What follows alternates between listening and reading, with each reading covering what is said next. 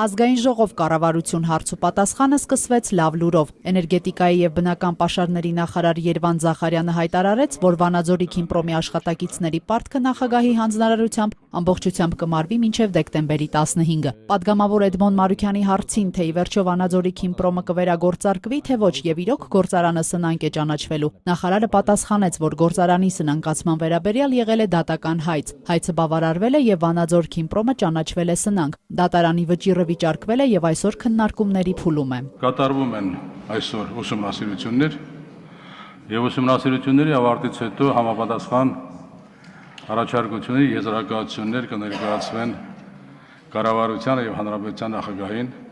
որպեսզի քննարկվի հետագա կարգավիճակի հարցը։ Արծվիկ Մինասյանին հետաքրքրում էր Նաիրիտի ճակատագիրը։ Պատգամավորը հարցրեց, թե գործարանի վերագործարկվելու գաղափարը պահպանվել է, թե ոչ։ Գործարանում սկսվել է որոշակի գույքի վաճառք, թե ոչ։ Կոլեկտիվը ներկայացրել է գործարանի զարգացման ծրագիր։ Կուզենայի ձեր վերջնական վերաբերմունքը արտահայտեք Համաշխարհային բանկի աջակցությամբ իրականացված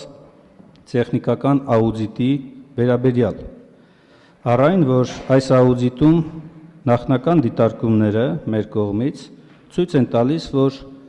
այս աուդիտը կատարվել է թերի։ Երվանդ Զախարյանը նշեց, որ Նաիրիտը շարունակում է մնալ պարապուրդում, որ յուրաքանչյուր ամիս էներգետիկայի եւ բնական պաշարների նախարարության միջոցների հաշվին կառավարության աջակցությամբ 480 հոգու վճարվում է աշխատավարձ, ինչը կազմում է 70-ից 75 միլիոն դրամ, իսկ գույքի վաճառքի մասին լուրը կապ չունի իրականության հետ։ Կառավարությունը կողմ է վերագործարկմանը եւ եթե լինի պոտենցիալ ներդրող, պատրաստ ենք քննարկել վերագործարկման հարցը։ Ինչ մնում է Համաշխարհային բանկի կողմից կատարված ուսումնասիրություններին, ապա նախարարությունը եւ կառավարությունը որևէ հիմք չունի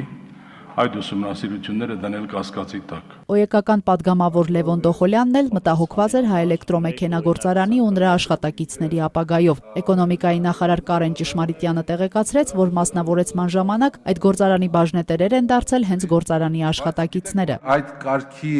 արտադրական հզորությունները վերագործարկելը կամ թեկուզ ժամանակակից ներդրումներ իրականացնելը նրանք մի քիչ բավականին ավելի թանկ են, քան թե